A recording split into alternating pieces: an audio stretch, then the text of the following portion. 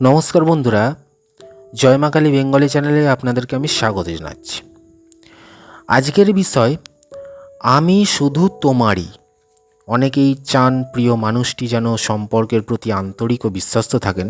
জ্যোতিষশাস্ত্র বলে সত্যিকারের সম্পর্কের ভিত্তি হলো বিশ্বাস, ভালোবাসা ও পারস্পরিক সম্মান। মন্ত্র ও পূজা মনকে শান্ত ও ইতিবাচক করতে সাহায্য করতে পারে।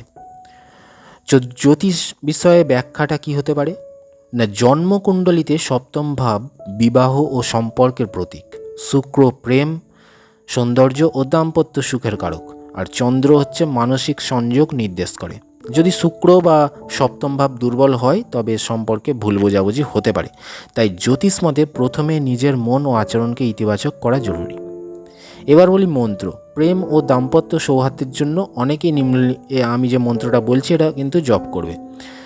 ওং ক্লিং কৃষ্ণায় নম। এই মন্ত্রটি প্রতিদিন সকালে স্নান করে শান্ত মনে বসে 108 বার জপ করবেন। নিজেরও সম্পর্কের মঙ্গল কামনা করুন। কাউকে জোর করে নিজের প্রতি আকৃষ্ট করার উদ্দেশ্যে নয়, বরং ভালোবাসা, বোঝাপড়া ও শুভ সম্পর্কের প্রার্থনা করুন। এবার একটা আপনাদের গুরুত্বপূর্ণ পরামর্শ দিচ্ছি, মনে রাখবেন, কোনো মন্ত্রই অন্য মানুষের স্বাধীন ইচ্ছাকে নিয়ন্ত্রণ করে না। সত্যিকারের সম্পর্ক গড়ে ওঠে সততা, সম্মান, বিশ্বাস এবং খোলামেলা যোগাযোগের মাধ্যমে। মন্ত্র আপনার মনটাকে স্থির ও ইতিবাচক রাখতে সাহায্য করতে পারে, যা সম্পর্ককে আরও সুন্দর করে তুলতে সহায়ক হতে পারে।